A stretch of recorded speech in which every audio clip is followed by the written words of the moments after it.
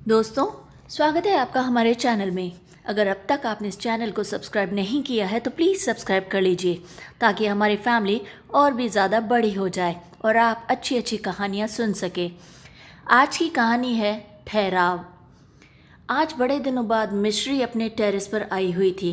उसने लंबी गहरी सांसें भरकर चारों ओर नजरें घुमाई तो बुरी तरह से अवाक रह गई।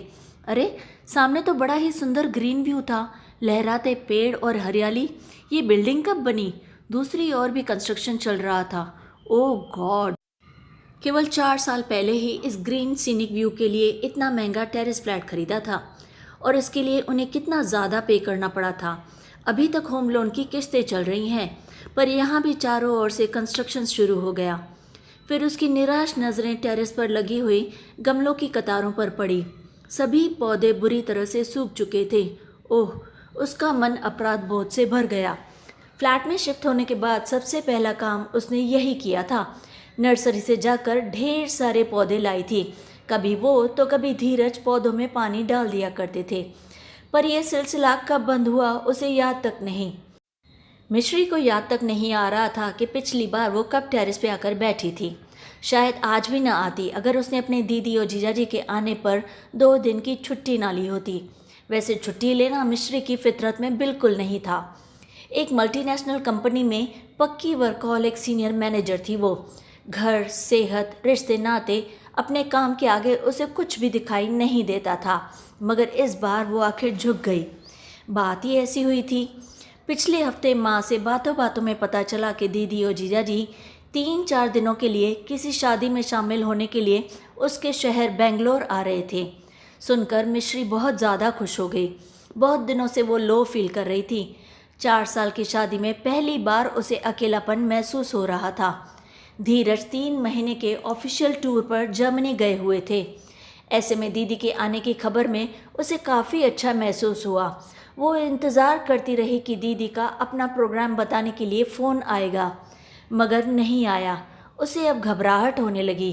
कहीं दीदी उसे अनदेखा तो नहीं कर रही? नहीं नहीं, मेरी दीदी ऐसा नहीं कर सकती। क्यों नहीं कर सकती? भीतर से प्रतिध्वनि सुनाई दी। पिछली बार जब दीदी जीजाजी आए थे तो हम दोनों उन्हें कितना समय दे पाए थे। धीरज, जो हमेशा की तरह अपने ऑफिशियल स्केड्यूल में बिजी रहे, कभी उनसे ढंग से बैठकर बात भी नहीं की है, और वो भी एक अर्जेंट वर्क में फंस गई थी।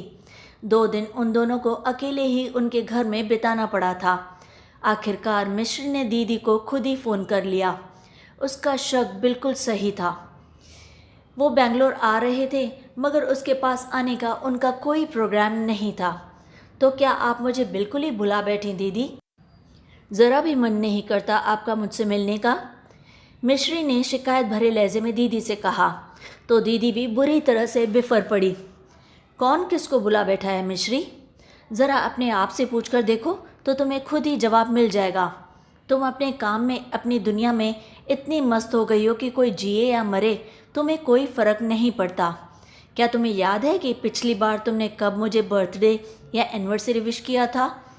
मैं भी इंसान हूँ मिश्री, मुझे भी महसूस होता है जब तेरे जीजाजी को खास दिनों पर उनके सारे रिश्तेदार, मौसेरे, चचेरे, भाई बहन भी बधाइयाँ देते हैं और मुझे मेरी इकलौती सगी बहन तक का फ़ोन नहीं आता।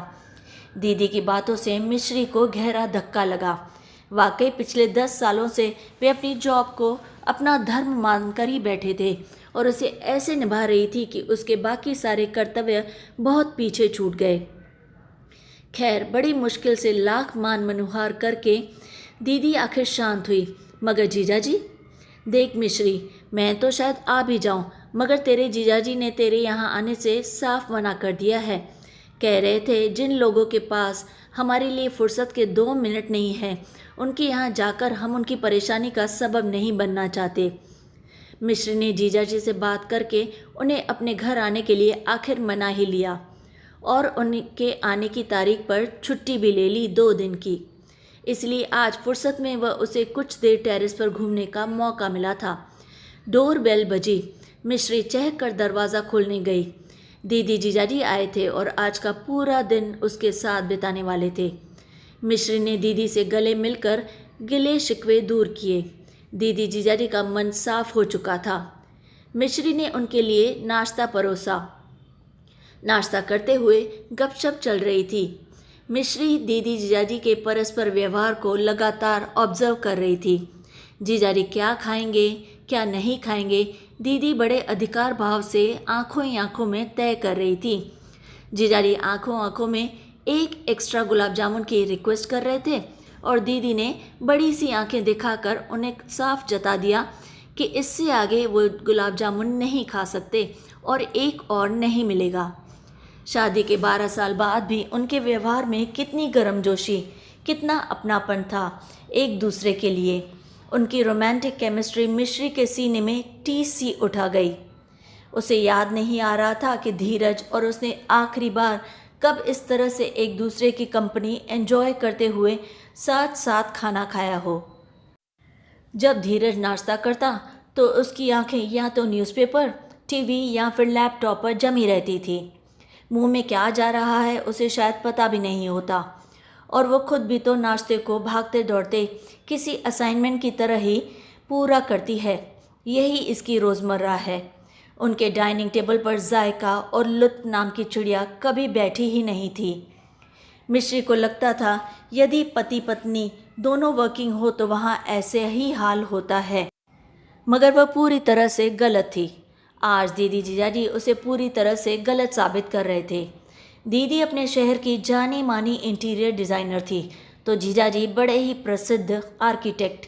दोनों ने अपने व्यस्त रूटीन के बीच भी आपसी संबंधों की गर्माहट को कायम रखा था। नाश्ता निपटा कर दीदी मिश्री के साथ अंदर किचन में सामान समेटने लगी। किचन में जाकर दीदी ने उड़ती सी नज़र किचन के रख रखाव पर डाली। वह बुरी तरह से चौंक गई। हर जगह अव्यवस्था का आलम था। उन्होंने चटनी रखने के लिए फ्रिज खोला तो खुद को कहने से रोक नहीं पाई, मिश्री ये सब क्या है? लास्ट टाइम ये फ्रिज कब साफ़ हुआ था? मिश्री बुरी तरह से सकपका गई। सच में ये तो उसे खुद भी याद नहीं था।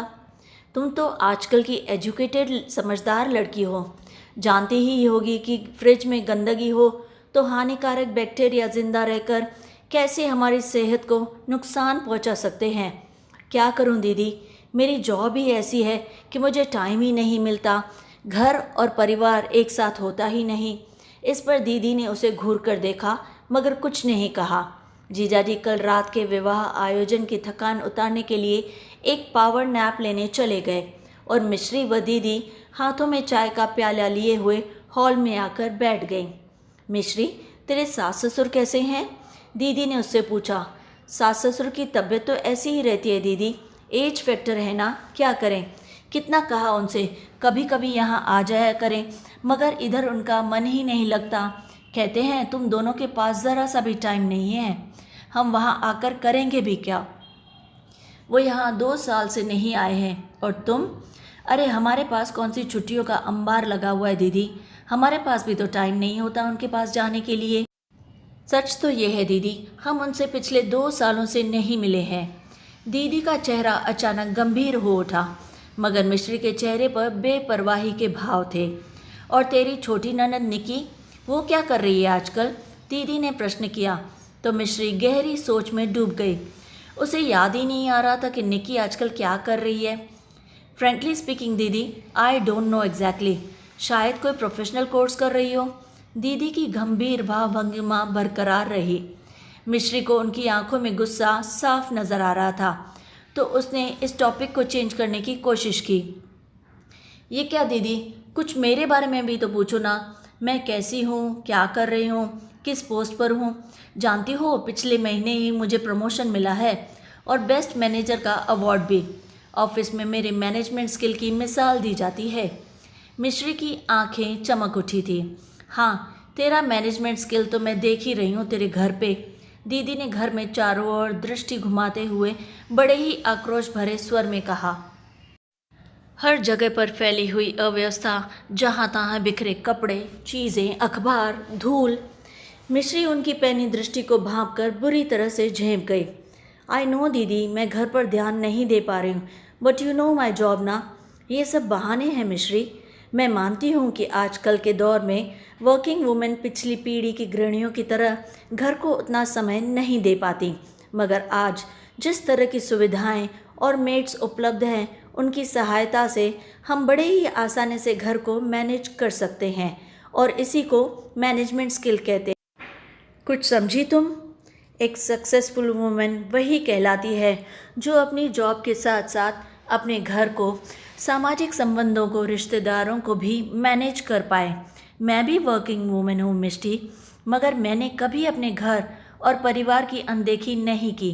देख मिश्री, तेरी जॉब तेरे जीवन का एक अहम अंग ज़रूर है, मगर पूरा जीवन नहीं। ठीक इसी तरह तेरा वैवाहिक संबंध, तेरा घर, रिश्ते नाते सभी तेरे जीवन के अहम हिस्से हैं। किसी एक की अनदेखी करके दूसरे को अधिक महत्व देगी तो जीवन का संतुलन पूरी तरह से बिगड़ जाएगा। जब तू जीवन के सभी ज़रूरी पहलुओं के बीच संतुलन कायम करना सीख जाएगी, तभी तेरे मैनेजमेंट स्किल को मानूंगी, वरना बिल्कुल नहीं। मिश्री को चिंता मग्न देखकर दीदी ने प्यार से उसके सिर पर हाथ फेरा। देख मिश्री, अभी तुम दोनों अकेले हो तो शायद काफ़ी समय भी मिलता होगा, अपने हिसाब से जी रहे हो, मगर जब तुम्हारे बीच कोई तीसरा आ जाएगा जिसे तुम्हारी अटेंशन और समय की ज़्यादा ज़रूरत होगी, उस वक्त कैसे मैनेज करोगे तुम दोनों? बेहतर है उसके आने से पहले ही जीवन में संतुलन कायम करना सीख लो, वरना बस बस दीदी, ये वरना के आगे की बात मेरी अभी से नींद मत उड़ाओ। आई प्रॉमिस, आपकी बताई हुई सारी बातों का मैं पूरा ध्यान रखूंगी, कहकर मिश्री ने दीदी की गोद में अपना सिर रख दिया। दीदी बड़े ही प्यार से उसके बालों को सहला रही थी। इस प्यार भरे स्पर्श से मिश्री, जो कुछ सालों से मशीन सी बन गई थी, धीरे धीरे एक इंसान में तब्दील हो रही थी। देखते ही देखते 2 दिन कैसे बीत गए पता ही नहीं चला। दीदी और जीजाजी अपने घर वापस चले गए और फिर मैं अपने काम में पूरी तरह से बिजी हो गई। दिन भागते दौड़ते निकलते गए। तभी मेरे साथ एक वाक़या हुआ। धीरज एक हफ्ते के लिए बाहर टूर पर गए थे। उस दिन रविवार था। जब सवेरे घड़ी का अलार्म बजा तो मैंने पाया कि मेरा शरीर बुखार से पूरी तरह से तप रहा है। बदन दर्द इतना ज़्यादा था कि मैं उठ भी नहीं पा रही थी। उस पर मुसीबत यह थी कि रविवार होने की वजह से डॉक्टर और मेडिकल स्टोर दोनों बंद थे। घर पर मेरे अलावा कोई नहीं था। मेड भी उस दिन छुट्टी पर थी। मुझे बुरी तरह से रोना आ रहा था कि अब मैं क्या करूं। मेरी माँ और बहन तो दूसरे शहर में रहते हैं। तभी मुझे अपनी सासू माँ का ख्याल आया। मैंने रोते रोते उन्हें फ़ोन किया और अपनी पूरी हालत बताई। मेरी बात सुनकर उन्होंने मुझे सांत्वना बंधाया और करीब आधे घंटे में वे और पापा जी मेरे घर पहुंच गए। उन्हें देखकर मेरी जान में जान आई। पापा जी मेरे लिए अपने घर से बुखार की दवाई भी लेकर आए थे। थोड़ा सा बिस्कुट खाकर मैंने अपनी दवाई ले ली। माँ जी ने मेरे माथे पर ठंडे पानी की पट्टियाँ भी रखी। दवाई के कारण मुझे जल्दी से नींद आ गई। जब 3 घंटे बाद मेरी आँख खुली तब मेरी तबीयत काफ़ी ठीक थी। मैं उठकर हॉल में गई। माँ जी ने मेरे लिए खिचड़ी बनाकर गैस पर रखी थी। पापा जी मुझे देखकर काफ़ी रिलैक्स हुए। उन्होंने मुझसे पूछा, अब तबीयत कैसी है बेटा? हम तो डर ही गए थे, अब आराम है ना? जी पापा जी, अब काफ़ी ठीक लग रहा है, मैंने कहा। मैंने हॉल में चारों तरफ नज़र घुमाई तो देखा कि जब तक मैं सो रही थी माँ जी और पापा जी ने पूरा घर अच्छे से साफ़ कर दिया था और सारे सामान करीने से और साफ़ करके अपनी अपनी जगह पर रख दिए थे। अब तो मेरा किचन भी चमक रहा था। मेरी आंखों में आंसू आ गए। ये देखकर माँ जी भागकर मेरे पास आई और कहा, अरे बेटा क्या हुआ? तुम रो क्यों रही हो? बुखार फिर से बढ़ रहा है क्या? मैंने रोते रोते ही उन्हें अपने गले लगाया और कहा, माँ जी मुझे माफ़ कर दीजिए। मेरे इतने ख़राब व्यवहार के बावजूद आप दौड़कर मेरे पास आई। मैं अपने व्यवहार के लिए शर्मिंदा हूँ। मैंने कभी भी आपकी और पापा जी की इज़्ज़त नहीं की और ना ही अपनी कोई जिम्मेदारी निभाई है। मैं चाहती हूँ कि मैं आपके जैसी बनूँ, निश्चल और समझदार। मैंने अपनी ज़िंदगी का सबक सीख लिया है। यह सुनते ही उन्होंने प्यार से मेरे सर पर अपना हाथ फेरा। भले देर से ही सही, पर आखिर मेरी ज़िंदगी में ठहराव आ ही गया। तो दोस्तों, कैसी लगी आपको आज की कहानी? अगर अच्छी लगे तो अब वायदे के मुताबिक आप चैनल को सब्सक्राइब ज़रूर करेंगे। और हाँ, कमेंट्स में हमें अपनी राय ज़रूर बताइए कि आपको ये कहानी कैसी लगी। और फिर कहानी को लाइक और शेयर ज़रूर करें। अपने दोस्तों को भी ये अच्छी सी प्यारी कहानी ज़रूर सुनाइए। और फिर रोज़ की तरह लाइक, शेयर एंड सब्सक्राइब।